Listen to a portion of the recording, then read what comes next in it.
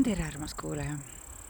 Veidi aega on mööda läinud ja otsustasin sinuga jagada ühte teemat, mis tõenäoliselt ei ole ainult sellistel üksikutel puhkudel ja üksikutel inimestel esinev, vaid võib-olla siis ka enamatel. Nimelt seda, kuidas ära tajuda, et me kaotame kellegagi suheldes oma eluenergiat ja kuidas seda tagasi saada. Ja selles järgnevas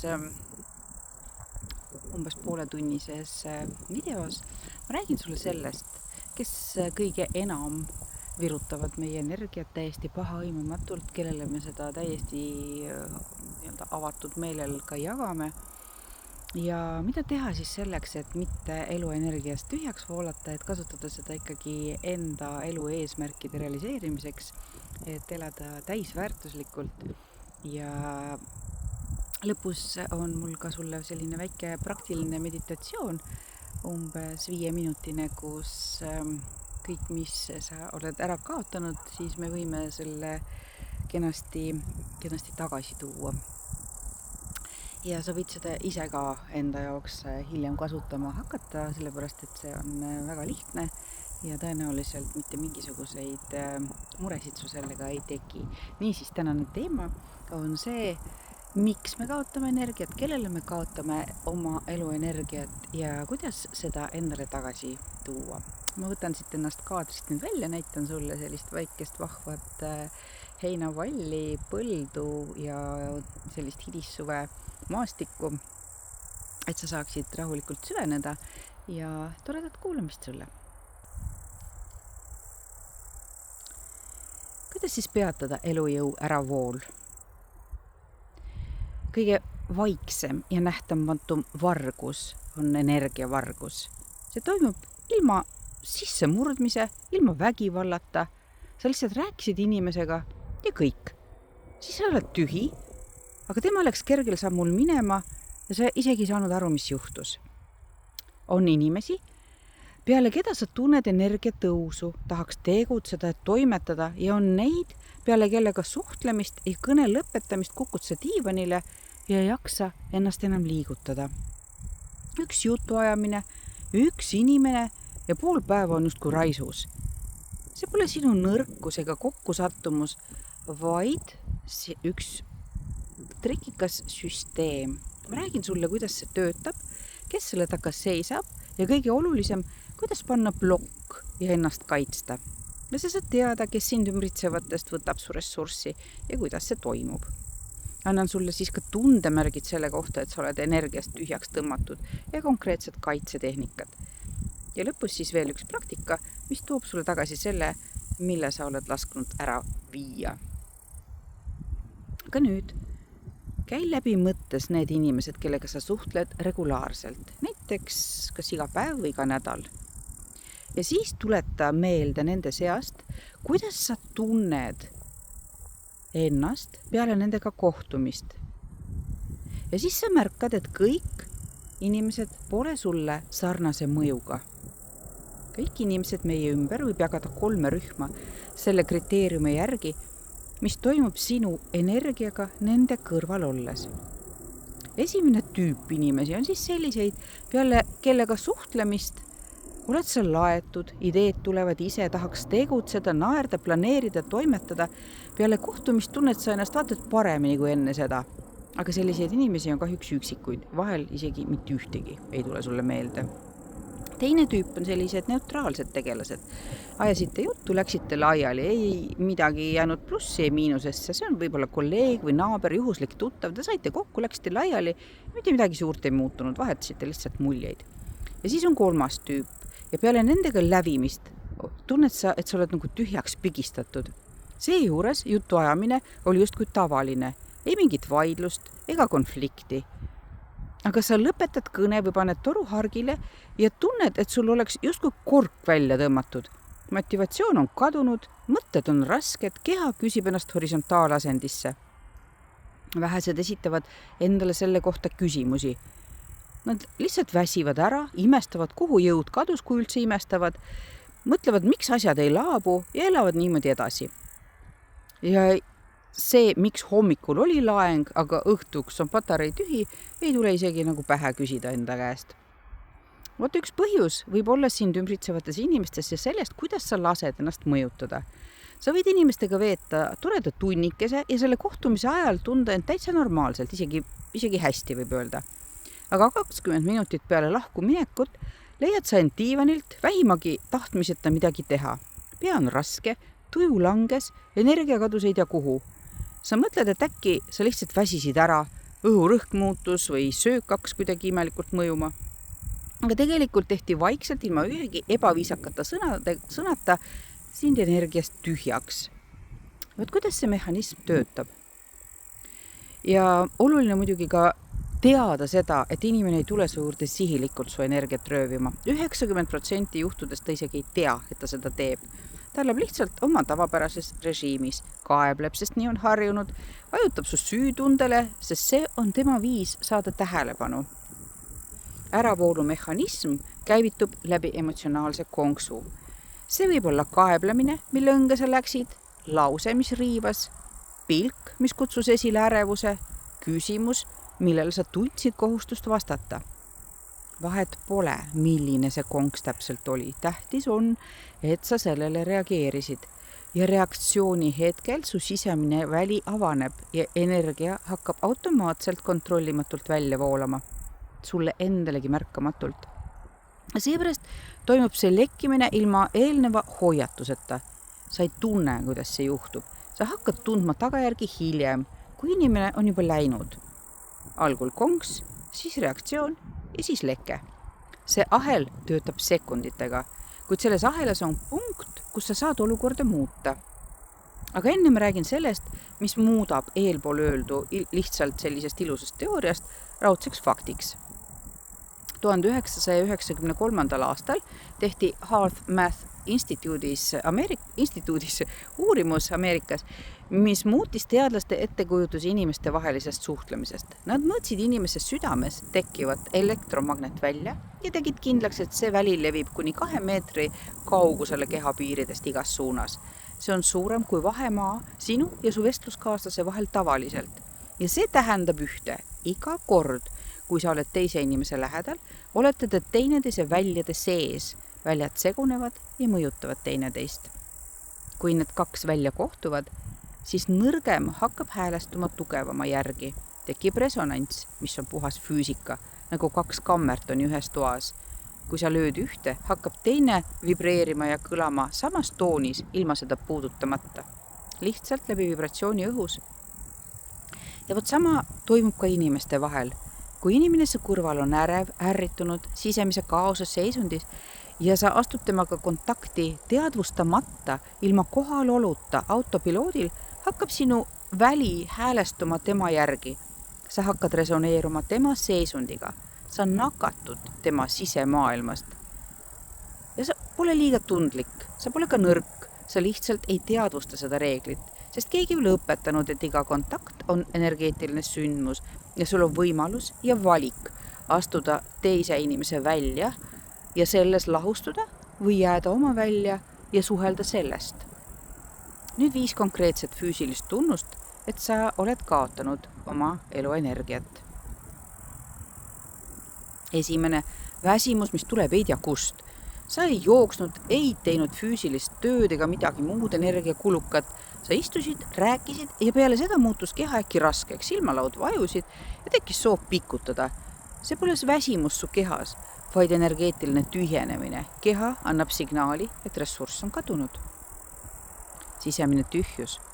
Tunne, et midagi olulist on seest kadunud. Tunne, et midagi on nagu valesti. 3. tunnus on ärritus näilise põhjuseta. Sa oled vihane, kuid sa ei suuda seletada, mille peale täpsemalt. Hääled, inimesed, enda mõtted, kõik ajab nagu kergelt kettasse. See on psüühika kaitsereaktsioon. Ta tunneb, et piirid olid ületatud ja ta püüab neid uuesti taastada läbi agressiivsuse. 4. tundemärk on raskus kehas, eriti rinnus ja peas. Hingamine muutub pinnapealsemaks. Keha kannab võõrast raskust, emotsioone, ärevust, selle inimese seisundit, kellega sa olid äsja kontaktis. 5. tundemärk, motivatsioon kadus ära. Enne jutuajamist oli soov tegutseda, peale selle muutus justkui kõik mõttetuks. Asjad, toimetused, mis olid olulised, kaotasid oma aktuaalsuse, plaanid, mis innustasid, need kahvatusid järsku. See on kõige salakavalam tunnus, sest see ei varasta ainult sinu nii-öelda käesoleva päeva energiat, vaid pidurdab su edasiliikumist üldiselt. Vaat kui 3-5 on sulle tuttavad, tead sa ka ilmselt, kes need tundemärgid sinus käivitab. Ja kordan veel kord üle, sest need inimesed ei ole mingid kurikaelad. Nad enamasti isegi ei kahtlusta, et nad su akusid tühjendavad. Nad elavad lihtsalt oma mustrites, kuid see ei tähenda seda, et sina pead seda taluma. Ja nüüd karm tõde peitub selles, et enamasti varastavad su energiat kõige lähedasemad inimesed. Ema, partner, sõbranna, kes iganes. Paljud elavad aastaid sellega, sest ei julge isegi endale tunnistada. Kui sa ütled endale, et ma väsin oma emast, siis katab see sind süütunde tekiga üle kere. Su sees kõlavad sellised sõnad, et sa oled egoist, sa ei armasta, et sinuga on midagi valesti. Kuid mis siis, kui väsimus lähedastest ei kõnele üldsegi armastusest või selle puudumisest? Sedasi töötab väli nende läheduses, keda sa täielikult usaldad. Pole põhjust otsida põhjust vestlustes või arvata, et kuulsid või said aru või vastasid valesti. Probleem pole sõnades, vaid selles, kuivõrd avatud on su väli teise inimese suhtes.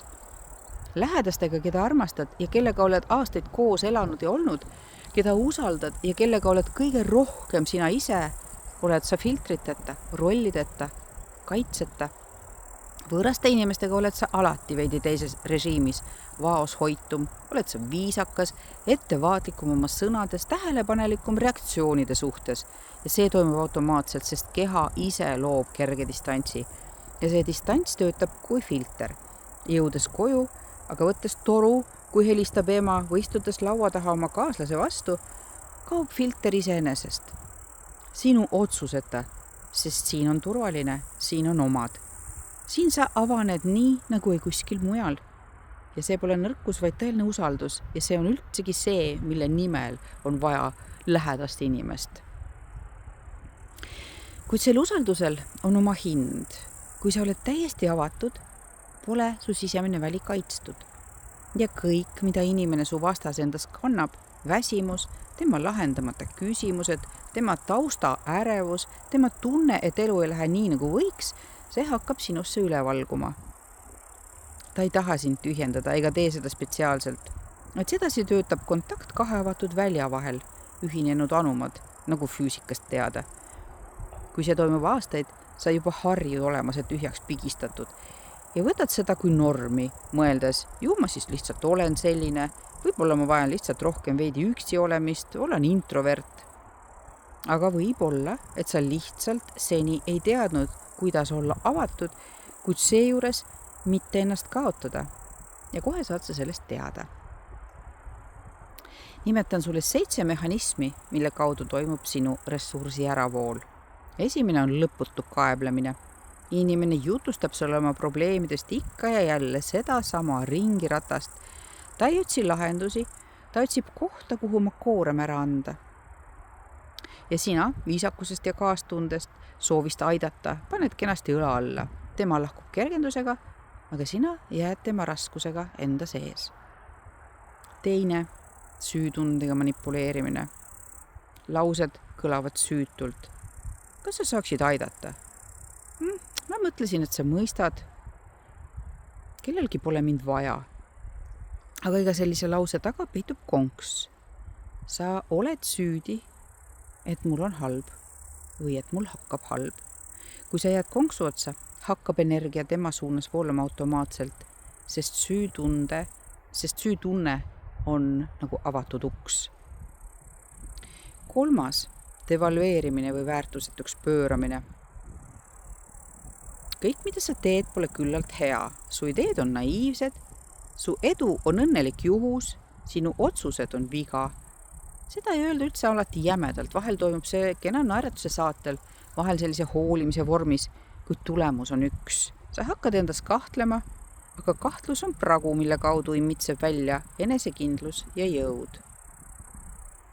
4. Vaidlustesse provotseerimine. Iga su sõna muudetakse diskussiooniks, iga su seisukoht seatakse kahtluse alla. Mitte seepärast, et inimesele on tähtis tõde, vaid seepärast, et vaidlus hoiab kontaktis reaalsusega. Kuni sa vaidled ja õigustad, oled sa avatud ja sa annad. 5. Pidev draama. Iga pisiasi muudetakse katastroofiks, iga sündmus annab põhjust paanikaks. Sa satud turbulentsi ja hakkad vibreerima samal sagedusel. Su sisemine rahu laguneb, su energia kulub võõrale kaosele. 6. punkt. Kadedus, mis on pakendatud kiitusesse. See paistab väliselt nagu kompliment, aga seestpoolt kõlab seal kerge torge. Sa oled muidugi tubli, see tuli sul hästi välja, mina küll poleks niimoodi suutnud. Ja samas sa tunned, et midagi on valesti selles lauses, kuid sa ei suuda kinni püüda, sa ei suuda millestki kinni hakata. Ja see ongi keeruline, sest mürk on peidetud suhkrusse.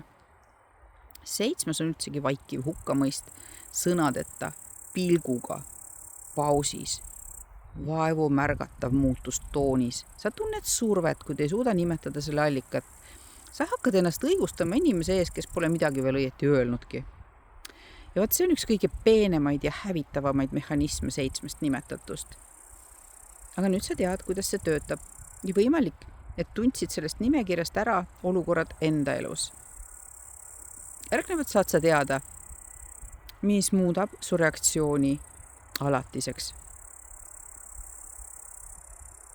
Karm tõde on selles, mida paljud ei ole valmis endale tunnistama. Mitte keegi ei saa võtta sinu energiat sinu osaluseta. Ei manipulaator ega kaebleja, ei kõige osavam süütunde meister. Ükski inimene ei suuda sind tühjendada, kui sa ise ust ei ava. See on ebamugav, sest lihtsam on ennast pidada asjaolude ohvriks. Lihtsam on mõelda, et süüdi on teine. Tõde on aga selles, et lekkel on alati ka sinupoolne osalus. Kui sa seda ei näe, jääd üha uuesti oma energiat kaotama. Ja nüüd siis 3 sisemist auku, mille kaudu voolab välja sinu isiklik ressurss. Esimene on hirm ära öelda või keelduda. Ta helistab, sa ei taha vastu võtta. Su seest tõmbub kõik kokku, aga sa ikkagi vastad, sest kuidagi ebamugav on ka vältida. Äkki solvub või pahandab. Sa nõustud vestlusega, mida sa ei soovi pidada. Nõustud ära kuulama seda, mis kisub sind alla ja see toimub vabatahtlikult, hirmust näida halb, külm või hoolimatu. Hirm keelduda pole ebaviisakus, see on auk sinu väljas, mis on värava mõõtmetega. Läbi selle ei voola lihtsalt ühe vestluse energia, vaid sinu aeg, jõud, tähelepanu, kõik see, mille võiksid kulutada oma elule, oma eesmärkidele ja oma inimestele. Teine korralik auk on soov päästa. See on veel peenem ja pealtnäha hästi suuremeelne. Sa näed, et inimesel on halb ja su sees lülitub sisse midagi sooja. Las ma aitan, toetan, olen kõrval. See on ilus ja inimlik. Aga toetuse ja täieliku neeldumise vahe on suur. Toetus on see, kui sa ulotad käe ja aitad inimesel tõusta. Aga neeldumine on see, kui sa hüppad koos temaga auku, arvates, et tal on niiviisi soojem. Augus võiski soojem hakata, kuid nüüd on teid seal ju 2. Soov aidata muutub auguks, kui sa võtad võõrast valu kui enda oma, kui sa hakkad tema ärevust tundma kui enda oma, tema hirmudest saavad sinu hirmud. Sa arvad, et oled kaastundlik, aga tegelikult sa lahustud. Lõpptulemusena tema ei tõusnud ja sina kukkusid. 3. auk on süütunne. Kõige kavalam, sest seda iga kord ei teadvusta. Sind tõmmati konksu otsa sõnade, pilgu või pika tähendusliku pausi abil ja su sees tõstis pead küsimus. Äkki ma olengi süüdi? Võib-olla ma ei aidanud piisavalt või andsin liiga vähe? Sel hetkel avaned täielikult, sest süütunne on sisemine nõustumine sellega, et sa oled millekski kohustatud. Aga kui sa oled kohustatud, maksad oma energia, aja ja tähelepanuga aina uuesti ja uuesti, kuni võlg pole tasutud. Aga usu mind, see ei saa iialgi tasutud. See polnud sinu otsuski. See pole iseloomu nõrkus ega sinu puudus, see on lihtsalt pime nurk, mida sulle pole varem valgustatud. Nüüd, kui sa neid näed, siis see juba muudab kõike, sest sind juhib nähtamatu. See, mis tuleb nähtavale, see sind enam ei juhi. Ja nüüd lähme instrumentide juurde, et eelnev ei jääks lihtsalt kaardiks su käes, kus sellele märgitud teed pole veel rajatud. Jagan sinuga konkreetseid tehnikaid ja tegevusi, mida saad kasutada kohe järgmise taolise vestluse, kohtumise või kõne ajal. Esimene tehnika, hingamine enne kontakti. See kõlab lihtsalt, aga töötab võimsalt. Enne, kui siseneda vestlusesse, tee 3 aeglast sügavat sisse ja välja hingamist. See pole pelgalt rahunemine, vaid režiimi ümberlülitus. Sa lood kontakti ümbritsevaga ja väljud autopiloodist. Kohalolus inimene ei haju ega lahustu, ta suhestub ja suhtleb, jäädes iseendaks. Teine tehnika on sisemine piir. Enne vestlust või selle alguses määra mõtteliselt kindlaks, kus sa lõped. Tunne oma keha kontuure, naha pinda ja märgi maha piir enda ja ümbruse vahele. See kõlab veidi veidralt, kuni sa oled selle järele proovinud. Peale esimest korda saad sa päris hästi aru, millest jutt käib. Sa tunned ennast eraldi ja see tunne hoiab sind ise endas, isegi kui vestlus muutub raskeks. 3. tehnika on sisemine stopp. Vali üks lühike sõna või väljend, millest saab su sisemine ankur. See võib olla seesama stopp või ma olen siin või see pole minu. Ütle seda mõttes sel hetkel, kui sa tunned, et hakkad konksu otsa kinnituma ja reageerima. Stopp-fraas on su hädapidur, üks lause või sõna ja sa pöördud enda juurde tagasi. 4. tehnika, teadlik väljumine kontaktist. Suur osa inimesi lõpetavad vestluse mehaaniseks. Tšau, näeme, helistame ja kannavad selle vestluse jääki endas mitmeid tunde. Teadlik väljumine on kavatsetud lõpetus. Sa paned mõttes punkti. See jutt on lõpetatud. Ma tulen tagasi enda juurde. See kõlab nagu pisiasi, kuid praktikas lõikab maha selle saba, mida tavaliselt vead endaga terve päeva kaasas. 5. tehnika, reaktsioonivaba jälgimine. Kõige tugevam ja ka kõige keerukam. Sa näed konksu, kuid ei neela seda alla. Inimene kaebab, sa kuulad, aga ei lähe kaasa. Inimene vajutab süütundele, sa märkad mehhanismi, kuid ei avane sellele. Sa oled vestluses kohal, kuid jääd enda sisse. See pole külm ükskõiksus, vaid küpsus. Vahe on selles, kes upub koos uppujaga või kes viskab päästerõnga, jäädes ise kaldale. Proovi vähemalt ühte neist tehnikatest lähiaja vestlustes, mis sind tavaliselt on tühjendanud ja sa märkad kindlasti erinevust. Kuid ühest korrast loomulikult ei piisa. Enda välja hoidmine pole ühekordne sündmus, see on harjumus. Nii nagu lihaste kasvatamine vajab regulaarset trenni.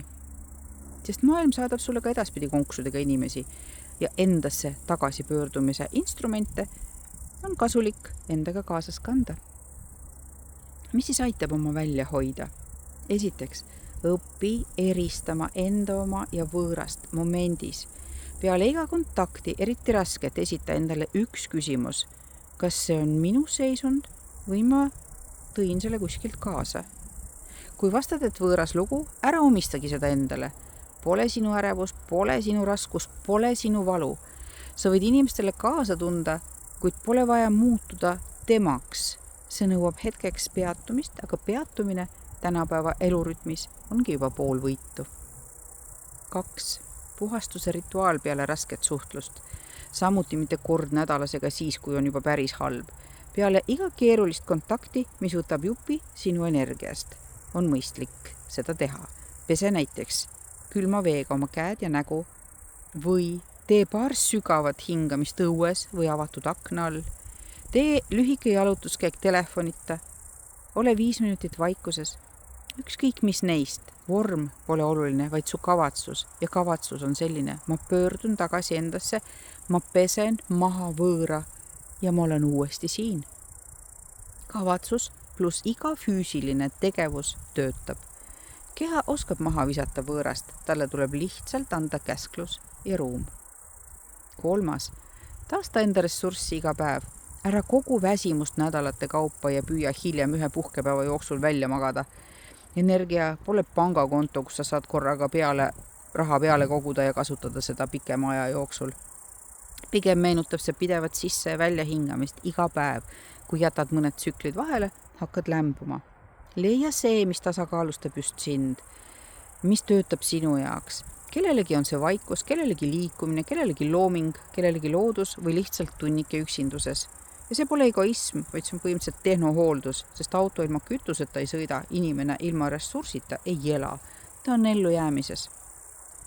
Ja viimane ehk isegi kõige olulisem öeldust on enda väljakaitsmine. Ja see pole enda sulgemine teiste eest, see pole jahedus, müürid ja üksindus. See kõneleb sellest, et jääda iseendaks igas kontaktis, soojas, kuid mitte lahustuvas, avatud, kuid mitte tühjendavas, kohalolus, kuid mitte ennast kaotavas. Ja see ongi su tõeline jõud, mida ei puhu pikali ükski väline tuulehiil. Teadmised ilma praktikata on nagu tikk taskus külmal ööl. Ta on olemas, aga see ei soojenda sind. Seepärast pakun sulle välja salvestatud praktika, mis toob sulle tagasi selle, mis on kaduma läinud.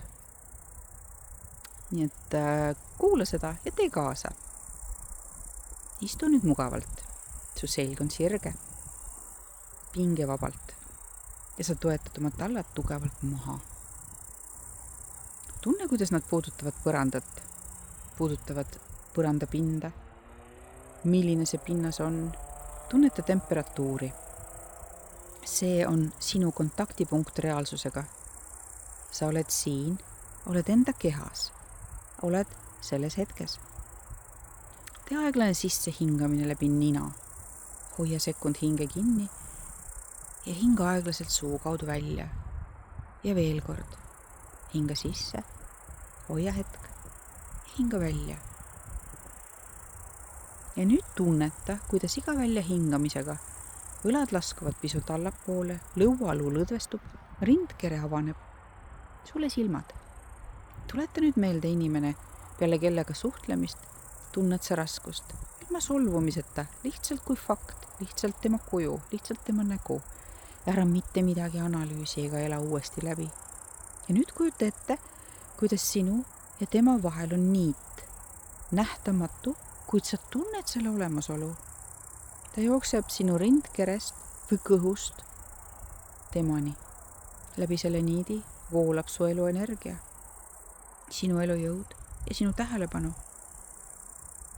Hinga sisse ja hakka mõttes kõike tagasi enda poole tõmbama, rahulikult ja enesekindlalt. Hinga sisse, tõmba tagasi ja ütle endamisi, see on minu. Ma võtan enda osa tagasi. Kõik, mille oled kaotanud nende vestluste, läbielamiste, tundide jooksul, peale mida tundsid tühjust, voolab su poole tagasi nagu jõgi, mis lõpuks leidis oma voolusängi. Hinga välja. Nüüd niit lahustub ja side on lõpetatud, mitte valuga katkestatud ja nimelt lõpetatud rahulikult, puhtalt, täiskasvanulikult. Nüüd kujuta enda keha ümber üks õhuke, kuid tugev valguse kiht. See on läbipaistev, kuid helendav. Ja läbi selle kihi tuleb soojus, siirus, päris kontakt nii sinuni kui sinult temani. Aga see peegeldab tagasi kõik võõra, ärevuse, võõra raskuse, võõrad konksud. Nad lihtsalt libisevad mööda pealispinda alla ja kaovad, leidmata kohta, kuhu kinnituda. Sa oled kaitstud, sa oled avatud, kuid täielikult endas. Tee 3 sügavat hingamist. Tunne, kuidas iga korraga tekib rohkem ruumi, rohkem soojust, rohkem enda oma. Ja kui oled valmis, siis liiguta ennast vaikselt ja ava silmad. Sa oled tagasi. Ja tead nüüd, alati ka tagasi teed. Sinu energia on sinu elu. Ja ainult sina otsustad, kellega sa seda jagad ja kellega mitte. Õpi seda kaitsma ja sa tajud muutusi kiiremini, kui sa arvata oskad. Loomulikult on teineteise energia väljas olemine nii positiivne kui negatiivne. Kui te olete mõlemad kõrgemas sageduses, siis te loote hoopis teistsugust energia välja. Aga see eelpool öeldu kehtib siis selle puhul, kui sa tunned, et sa annad rohkem, kui sa saad, kui sa tühjened, kuulates kedagi või olles kellegagi kontaktis. Ja sel puhul on energia küll see, mis vajab tagasitoomist ja sinu energiaväli kaitsmist. Nii et erista neid inimesi, kes sind tõstavad ja need, kellega sul on tarvis suhelda, kellega sa elad pidevalt nagu ühe katuse all, kellega sa suhtled ja sul ei ole teist valikut, siis õpi oma energia iseendale tagasi tooma. Kui sul tekib selles osas küsimusi, siis ma olen lahkesti nõus sind aitama. Ka konstellatsioonides on võimalik energiat tagasi tuua iseendale, kui see kaotus on olnud juba suurem ja auk paistab lõputu ja põhjatu, siis ootan sind konstellatsiooni või konsultatsiooni, kuidas sa parasjagu soovid, olen valmis sind igati toetama. Annan sulle päästerõnga, ise auku ei hüppa. Nii et toredat päeva, toredat suve lõppu ja uute kohtumisteni. Aitäh sulle!